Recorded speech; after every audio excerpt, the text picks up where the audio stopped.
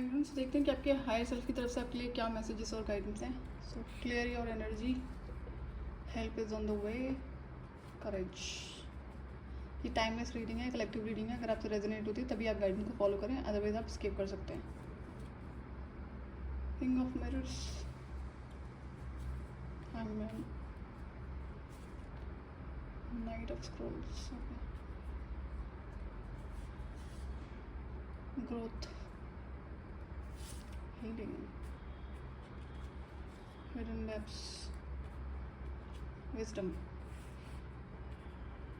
ना ऑल इसमें 2 बार आया हुआ है. Okay, laughter. सो आपकी हायर सेल्फ की तरफ से आपके लिए मैसेज है कि सबसे पहले आप अपनी एनर्जीज़ को क्लियर करो. एनर्जीज़ को क्लियर करोगे तो अब एनर्जी क्लियर करने के लिए क्यों कहा जा रहा है? क्यों? क्योंकि किसी तरह का फियर है आपके अंदर, जिसकी वजह से आपकी लाइफ में जो करेज है वो मिसिंग है. तो जब फियर्स रिमूव होते हैं तो करेज नेचुरली आ जाता है. किसी चीज़ को, किसी सिचुएशन को, किसी गलत इंसान को फेस करने की जो हेल्प होती है, जो इनर स्ट्रेंथ है, वो नेचुरली आती है जब फियर्स नहीं होते हैं. एक तो फियर होता है कि जिसकी वजह से आप किसी सिचुएशन को, किसी इंसान को फेस करने के लिए रेडी नहीं हो. दूसरा होता है आपके बिलीफ सिस्टम. अब जैसे फॉर एग्जांपल कि कोई आपकी लाइफ में ऐसा इंसान है जो आपसे एज में बहुत बड़ा है या फिर बड़ी है, एंड आपको पता है कि वो इंसान गलत है, लेकिन जो भारत में जनरली पाठ पढ़ाए जाते हैं कि अपने से बड़ों की इज्जत करो, तो इस वजह से क्या होता है ना, बहुत सारे कार्मिक केसेस क्रिएट हो जाते हैं. और इसकी ये एक रीज़न है जिसकी वजह से इंसान बहुत ज़्यादा पेन में है. ये एक रियलिटी है. तो ये आपका बिलीफ सिस्टम हो सकता है कि अगर ऐसा कोई ऐसा बिलीफ सिस्टम है जहाँ पर आप किसी ऐसे टॉक्सिक इंसान से डील कर रहे हो, ये घर का हो सकता है, बाहर का हो सकता है. जनरली ऐसे बिलीफ सिस्टम आपकी लाइफ में घर के लोगों के लिए होते हैं कि जो हमसे बड़ा है हम उसे रिप्लाई बैक नहीं करेंगे, या फिर जो गंदगी वो हमारे ऊपर थ्रो कर रहा है, कर रही है, उसको हम टॉलरेट करते जाएंगे. तो ये बिलीफ सिस्टम से जुड़ा हुआ होता है. तो जिस दिन आप इस बिलीफ सिस्टम को रोक दोगे, रिमूव करोगे, क्लियर करोगे, उसी दिन वो करेज नेचुरली आ जाएगा. पहली बात आपको समझना होगा कि ऐसा कोई रूल नहीं है स्पिरिचुअलिटी में कि कोई आपसे बड़ा है तो आप उसकी टॉक्सिसिटी को बर्दाश्त करो.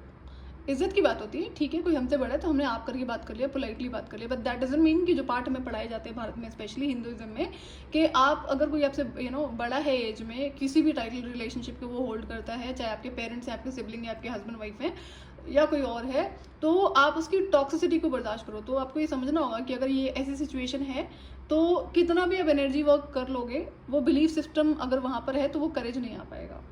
और अगर आप कोशिश कर भी रहे हो तो अगेन बैक एंड फोर्थ चलता रहेगा, आप प्रॉपरली इसे फेस कर पाओगे.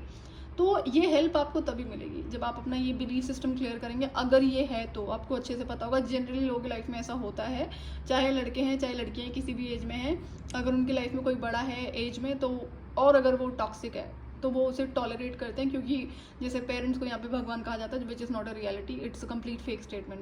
तो इस वजह से बहुत सारे ट्रॉमा एक चाइल्ड की लाइफ में हो जाते हैं. बहुत सारे अदर लोग हैं जो इन्हीं चीज़ों को बर्दाश्त करते हैं. जैसे कोई नई ब्राइड है, उसकी शादी हुई है, अब जो उस घर में गई है तो वहाँ पर टॉक्सिक इन लॉज हैं, एंड जो उसकी ननद है या फिर और कोई लोग हो सकते हैं, तो वो इसलिए बर्दाश्त करती है. वहाँ पे और बहुत सारे से पाठ पढ़ाए गए होते हैं ना शादी के नाम पे. तो ये गलत बिलीफ सिस्टम है. जब तक ये सोच नहीं होगी तब तक आप इन चीज़ों को बर्दाश्त क्यों करोगे? रिमूव कर दो. देखो, आप अपने आप बर्दाश्त करना छोड़ दोगे. तो गलत चीज़ों को बर्दाश्त नहीं करना होता है किसी भी इंसान के थ्रू, अगर आपकी गलती नहीं है तो ये बिलीफ सिस्टम आप क्लियर करोगे. तो मेक श्योर ये 2 गाइडेंस है यहाँ पे कि अगर ये थॉट प्रोसेस नहीं है जो जनरली होता है इंसानों की लाइफ में, तो अगर है तो उसको क्लियर करोगे, और अगर नहीं है तो आपको जो फियर की एनर्जी है, जो स्टक की एनर्जी है, जो और किसी तरह की लोअर वाइब्रेशनल एनर्जीज आपके एनर्जेटिक फील्ड में हैं, जब आप उसे क्लियर करोगे तो आपके अंदर करेज आएगा. आपकी जो कुछ चक्रास होते हैं उसमें ऑटोमेटिकली एनर्जी क्लियर होगी. जब आप बिलीफ सिस्टम, एक तो होता है कि जब हम एनर्जीज को क्लियर कर रहे हैं तब चक्रा की क्लेंजिंग हो रही है, लेकिन जब हम बिलीफ सिस्टम्स को क्लियर करते हैं तब भी वो एक्टिवेशन होते हैं. तो इंसान बहुत ज़्यादा एनर्जी वर्क करता है लेकिन बिलीफ सिस्टम पे काम नहीं करता है. तो इस वजह से क्या होता है, वो कितना भी एनर्जी वर्क कर ले उसको कोई एक्टिवेशन फील नहीं होते हैं, तो होंगे भी नहीं ना. तो जो रियलिटी वो रियलिटी है. तो ये आपको ध्यान देना है कि आपको अच्छे से पता होगा कि आपकी लाइफ में दोनों में से क्या इशू है, बिलीफ सिस्टम का इशू है या फिर आपका कोई किसी तरह की एनर्जीज है. अच्छा, अब अगर फियर है तो किस चीज़ का फियर है, उसका सोल्यूशन क्या है? अगर उस फियर को छोड़ दोगे तो सोल्यूशन पे ध्यान दोगे तो ये नेचुरली चीज़ें क्लियर हो जाएंगी. और आपकी लाइफ में जो ग्रोथ अगर किसी तरह की अटकी हुई है, जो नहीं आ रही है, तो उसका रीज़न ही यही है, जो स्टक एनर्जी है आपके एनर्जेटिक फील्ड में. And energy clearance is must to have courage and to have growth in your life. दूसरा, जब आप एनर्जी क्लियर करोगे तो आपको बहुत सारी डिवाइन विजडम रिसीव होगी, एंड ये जो डिवाइन हेल्प है आपकी लाइफ में जो ऑन द वे है, बट तब तक नहीं है जब तक कि आप एनर्जी क्लियर नहीं करते हो। तो ये कैसे आपको रिसीव होगी? ये आपको ड्रीम स्टेट में रिसीव होगी, या फिर आपके माइंड के थ्रू जैसे मैसेजेस आपको दिए जा रहे हैं, डिवाइन डाउनलोड होते हैं, उसी तरह से रिसीव होगी। आपके अंदर बहुत ज़्यादा विजडम है, लेकिन आप क्यों स्टक हो? किस तरह की हीलिंग रिक्वायर्ड है? हीलिंग रिक्वायर्ड है यहाँ पे, ये आपको देखना है। एंड यहाँ पे जो एनर्जी क्लियरेंस है, बिलीफ सिस्टम है, या और किसी तरह के इश्यूज हैं, वो सारे आपको क्लियर करने पड़ेंगे, तब जाकर आपको ये जो विजडम है आपकी लाइफ में बहुत ज़्यादा आएगी, and that is through divine and divine sources, divine जो फोर्सेज हैं एंड हेल्प है वो आपको रिसीव होगी। तो क्लियर आपको करना पड़ेगा। Hidden depth, something hidden is about to come to light, perhaps a secret or memory at the back of your mind. When we expose what's hidden, we can become free. Okay, कुछ ऐसा है, हो सकता है जो आपसे hidden हो, किसी दूसरे इंसान के द्वारा छुपाया गया हो, या मे बी आप ही के बारे में आपको क्लैरिटी नहीं है, जो डिवाइन के थ्रू अब आपके ड्रीम स्टेट में ज़रूर दी जाएगी, या किसी सिचुएशन के थ्रू आपको वो चीज़ बताने की कोशिश करी जाएगी।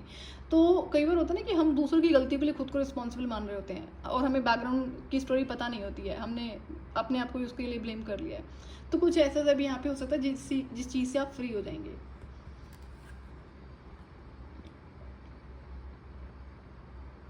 Laughter is a wonderful healer. It shakes out fear and leaves you feeling happier, clearer and more relaxed.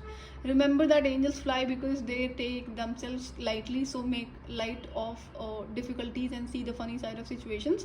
Laugh at yourself and with others. When you relax and laugh, your angels drop on new suggestions and ideas which can transform difficulty into delight. Laughter is the sunshine which dissolves the darkness, so be मेरी joyous and fun filled. Okay, so अगर कोई situation चल रही है तो जब आपको उसकी रियलिटी समझ में आती है, फर्स्ट ऑफ ऑल होता है क्या है कि जब तक हमने कार्मिक लेसन सीखे नहीं है तब तक ना इंसान रो रहा होता है कि मेरे साथ ही ऐसा क्यों हो रहा है। लेकिन जब वो हीलिंग हो जाती है, जब सारे कार्मिक लेसन सीख लिया आपने, सारी एनर्जी क्लियरिंग कर ली, तो आपको जनरली हंसी आती है। मैं अपना पर्सनल एक्सपीरियंस बता रही हूँ कि पास्ट की सिचुएशन पे अब हंसी आती है कि ये मैंने किया था या फिर मैं इस सिचुएशन में परेशान हुई थी।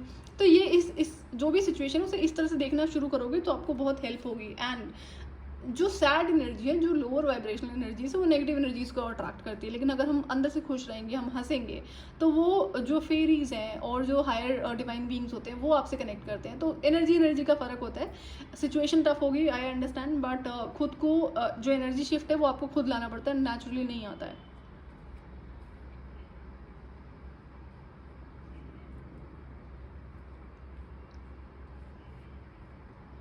तो हीलिंग आपको हो सकता है कई एरियाज में रिक्वायर्ड हो, ये आपको देखना है कौन कौन से एरियाज में रिक्वायर्ड है। And there are 5 areas: mental, emotional, physical and financial and spiritual. तो सारे एरियाज को आप देखना पड़ेगा and try clearing the energy in each and every field of yours. अब कहीं पर जाने के लिए रेडी हो, लेकिन बार बार रुक जाते हो। वही है कि ग्रोथ ऐसा लगता है कि आ रही है फिर रुक गई, कुछ ऐसी सिचुएशन हो रही होगी। तो बाकी आप अपना बर्थ चार्ट देख लेना। अगर किसी तरह का इशू है, जैसे कालसर्पी योग है या फिर कोई और तरह का इशू है, तो उसको आपको हीलिंग करनी पड़ती है। अब वो हीलिंग ऐसा नहीं कोई एस्ट्रोलॉजर कर देगा, उसमें आपको रिचुअल्स परफॉर्म करने पड़ते हैं। अगर कालसर्पी योग है वो आपका बर्थ चार्ट ही बताएगा, ऐसे तो नहीं बताया जा सकता। तो उसमें आपको रिचुअल रेमेडीज़ करने पड़ते हैं। क्यों? क्योंकि फिर एक तरह का वो कुछ ना कुछ पास्ट लाइफ से कनेक्टेड होता है, जो यहाँ पर आप हीलिंग करोगे तो उससे आपको हेल्प ही होगी। तो ये थी आपकी रीडिंग। मैं आपसे फिर मिलूंगी नेक्स्ट वीडियो में। Till then bye bye.